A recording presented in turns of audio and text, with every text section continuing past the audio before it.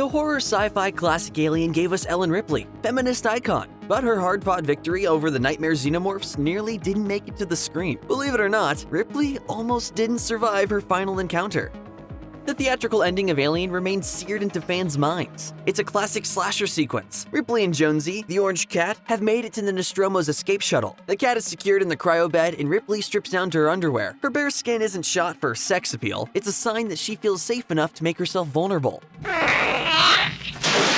But there's a third passenger on the shuttle, a xenomorph sleek enough to blend in with the walls of the cramped ship. It announces its presence with a wiggle of its arm, more than enough to put Ripley and us back into panic mode. The finale provides a stress test for everyone as Ripley armors back up and waits until she can blow the monster out of the airlock with help from a small harpoon. Only then can she enjoy her well-earned but bittersweet ending.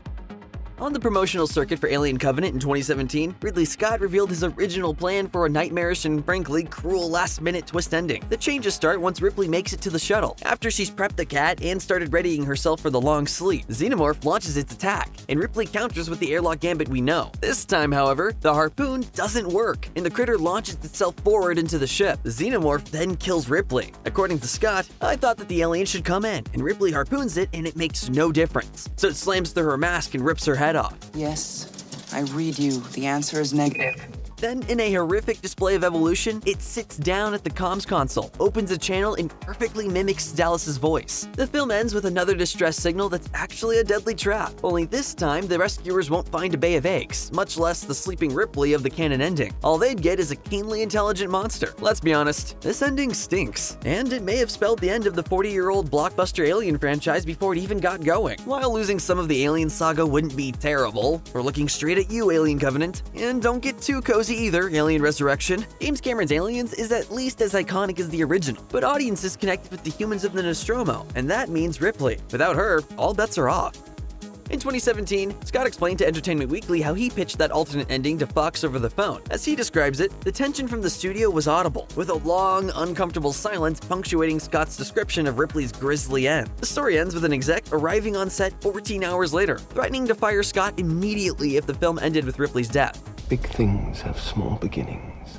Studio interference often negatively impacts a creator's vision. Every once in a while, however, someone makes the right call and tragedy is averted. This was one of those rare times, suggesting that Ridley Scott, like George Lucas, sometimes does his best work with someone around unafraid to tell him when an idea of his stinks. Oh, don't touch it! Don't touch it! The Fox executives reacted quickly and decisively, and thanks to them, the xenomorphs continue to thrive. Based on the commentary track from the original Alien Quadrilogy box set, the cast's response to Scott's pitch for an alternate ending was chill. They let it drift on by without much fanfare. John Hurt breaks the silence by discussing the film's legacy and his bloody role as the first victim in unwilling xenomorph dad, Kane. Wait a minute. If we let it in, the ship could be infected. You know the quarantine procedure. 24 hours for decontamination. Sigourney Weaver has never commented on the alternate ending, although her commentary along with Scott about the sexual undertones of the xenomorph and her gleefully weird clone Ripley in Alien Resurrection suggests she's a professional who would have taken the bizarre finale in stride.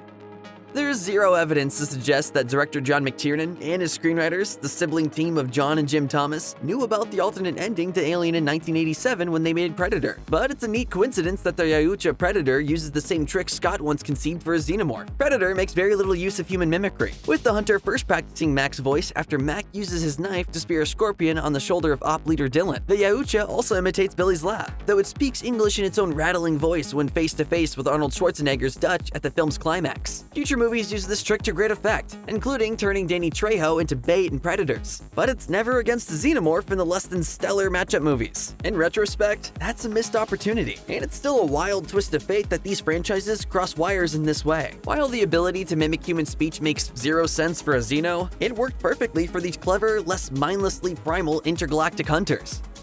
Worse than the potential loss of an iconic franchise, this unused ending deprives fans of one of the most iconic heroes in movie history. Ellen Ripley represented someone Gen X kids and their descendants could admire, especially in the girl power-charged 1990s. Ripley has served as a benchmark for female heroes and protagonists ever since, appearing on multiple best-of compilations, including a 2008 Empire list where Ripley placed 9th as the highest-ranked female lead.